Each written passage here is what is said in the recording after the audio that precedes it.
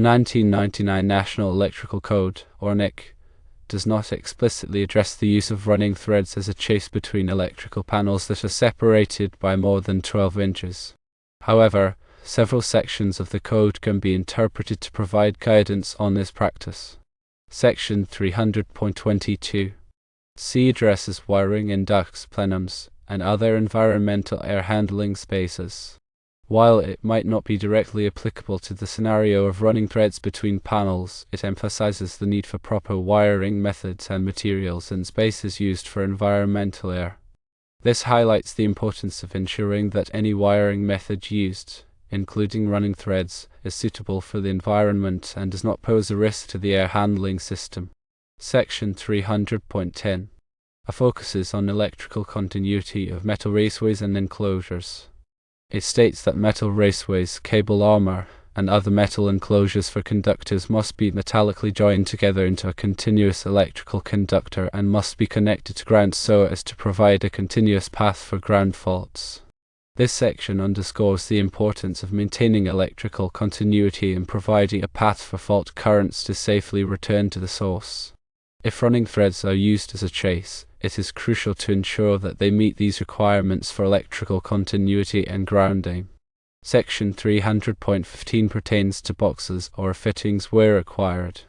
It stipulates that a box or fitting must be installed at each conductor splice connection point, outlet, switch point, junction point, or pull point for the connection of conduit, tubing, or a cable. This section implies that if running threads are used as a chase, suitable boxes or fittings must be provided at the entry and exit points to ensure proper termination and protection of the conductors. Section 310.15 outlines opacity tables for conductors. While not directly related to the use of running threads, it is essential to ensure that the conductors used within the running threads are properly sized for the intended load and that their opacity is not exceeded. This is crucial for preventing overheating and potential fire hazards. Section 310.4 provides general requirements for conductors. It mandates that conductors must be insulated and suitable for the voltage, temperature, and other conditions of use. If running threads are used as a chase, the conductors must be properly insulated and protected from physical damage to prevent electrical shorts or other hazards. Section 314.16 pertains to the number of conductors in outlet device and junction boxes and conduit bodies. This section specifies the maximum number of conductors that can be installed in a box or conduit body based on its size and volume. If running threads are used as a chase, it is important to ensure that the number of conductors installed within the chase does not exceed the allowable limits to prevent overcrowding and potential damage to the conductors. Section 330 addresses metal-clad cable, or MC cable. While MC cable is a specific type of wiring method, it provides insights into the requirements for cable protection and support.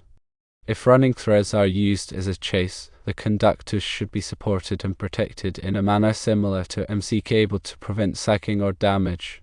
Section 348 pertains to flexible metal conduit, or FMC. FMC is a flexible raceway that can be used for wiring in locations where flexibility is required. While FMC is not the same as running threads, it provides guidance on the installation and support of flexible raceways. If running threads are used as a chase, they should be installed and supported in a manner that prevents excessive bending or strain on the conductors. Section 350 covers liquid-tight flexible metal conduit, or LFMC. LFMC is a type of flexible conduit that is liquid-tight and can be used in wet or damp locations. If running threads are used as a chase in a wet or damp location, the conductor should be protected from moisture to prevent corrosion or electrical hazards. Section 352 pertains to rigid polyvinyl chloride conduit, or rigid polyvinyl chloride conduit. Rigid polyvinyl chloride conduit is a type of non-metallic conduit that is resistant to corrosion and can be used in underground or corrosive environments. While rigid polyvinyl chloride conduit is not the same as running threads, it provides guidance on the installation and support of non-metallic raceways. If running threads are used as a chase in a corrosive environment, the conductor should be protected from corrosion.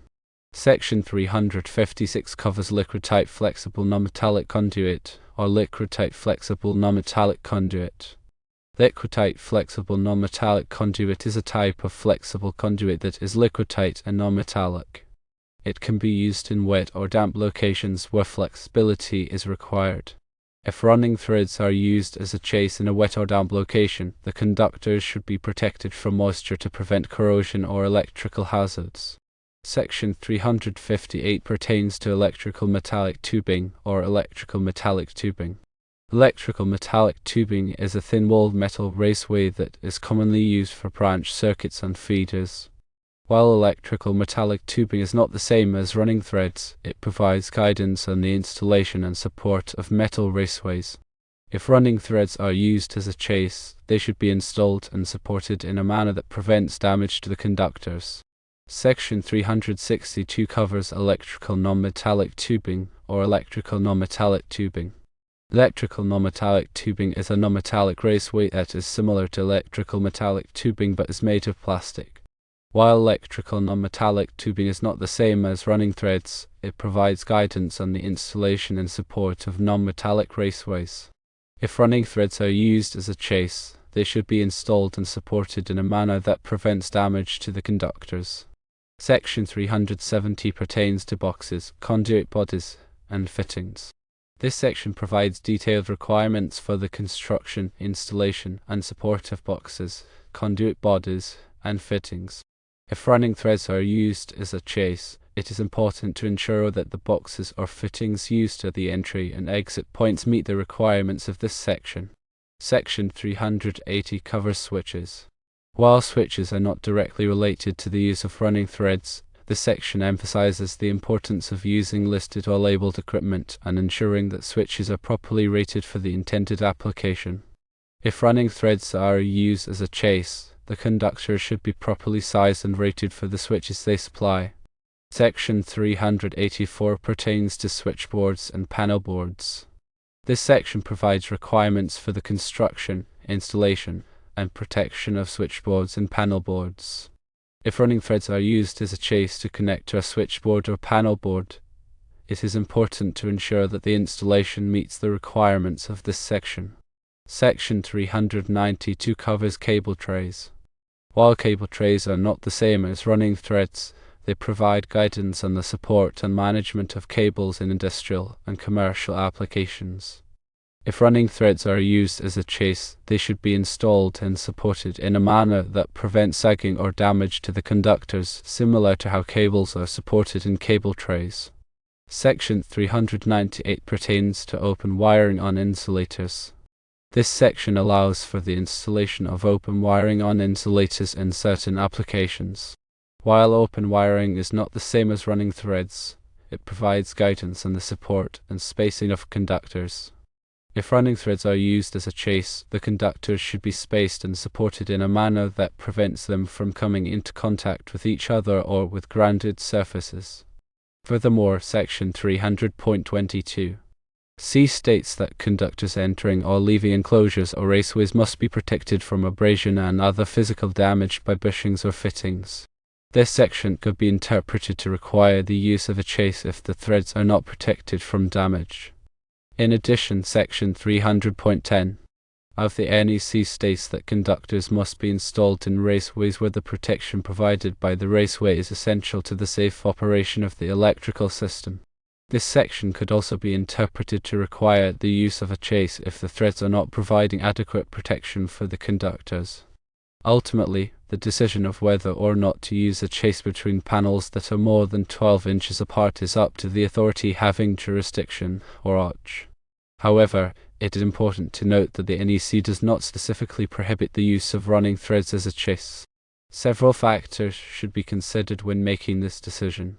Firstly, the physical protection of the conductors is paramount. Running threads alone may not provide adequate protection against physical damage, such as abrasion or impact. If the conductors are likely to be exposed to such risks, a more robust raceway system, such as conduit, should be used. Secondly, the environmental conditions should be taken into account. If the area is subject to moisture, corrosive substances, or extreme temperatures, the running threads and conductors should be suitable for these conditions. A liquid-tight or corrosion-resistant raceway system may be necessary to protect the conductors. Thirdly, the accessibility of the conductors for maintenance and future modifications should be considered. Running threads may make it difficult to pull or replace conductors, especially if they are tightly packed or run through long distances. A raceway system that allows for easy access and maintenance may be preferable. Fourthly, the potential for electromagnetic interference, or ME, should be evaluated. If the conductors are carrying sensitive electronic signals, running threads may not provide adequate shielding against EMI. A metallic raceway system can provide shielding to minimize EMI. Fifthly, compliance with other applicable codes and standards is essential. In addition to the NEC, there may be local codes or standards that govern the installation of electrical wiring. It is important to ensure that the use of running threads complies with all applicable requirements. It is also important to consult with the authority having jurisdiction, or OJ, to obtain their interpretation and approval. The AHJ has the final say on whether or not the use of running threads is acceptable in a particular installation. The AHJ may have specific requirements or restrictions based on local conditions or interpretations of the code. The decision of whether to use running threads as a chase between panels is a complex one that depends on a variety of factors. It is important to carefully consider all of these factors and consult with the AHJ to ensure that the installation is safe, compliant, and suitable for the intended application. Additional considerations include the type of conductors being used. The NEC specifies different requirements for different types of conductors, such as THHN, THWN, and XHHW. The conductors used in the running threads must be suitable for the voltage, temperature, and environmental conditions of the installation. Also, the support and spacing of the running threads should be considered. The NEC specifies requirements for the support and spacing of raceways to prevent sagging and damage to the conductors. The running threads should be supported and spaced in accordance with these requirements. The grounding and bonding of the running thread should also be considered. The NEC specifies requirements for grounding and bonding of metal raceways to ensure electrical safety. The running threads should be grounded and bonded in accordance with these requirements. The workmanship of the installation is also important. The running thread should be installed in a neat and workmanlike manner, with all connections properly tightened and protected. Poor workmanship can lead to electrical hazards and premature failure of the system. Documentation of the installation is also essential. A record of the installation, including the type and size of conductors, the type of raceway, and the grounding and bonding methods, should be maintained for future reference. This documentation can be helpful for troubleshooting and maintenance. Regular inspections and maintenance are also necessary. The electrical system should be inspected regularly to identify any potential problems, such as loose connections, damaged conductors, or corrosion. Maintenance should be performed as needed to keep the system in good working order. Remember that electrical work can be dangerous, and it should only be performed by qualified and licensed electricians. Improper installation or maintenance can lead to electrical shock, fire, or other hazards. In summary, while the 1999 NEC does not explicitly prohibit the use of running threads as a chase between panels, it is crucial to carefully consider the code requirements, environmental conditions, and other factors to ensure a safe and compliant installation. Consulting with the authority having jurisdiction, or OJ, is essential to obtain their approval and ensure that the installation meets all applicable requirements.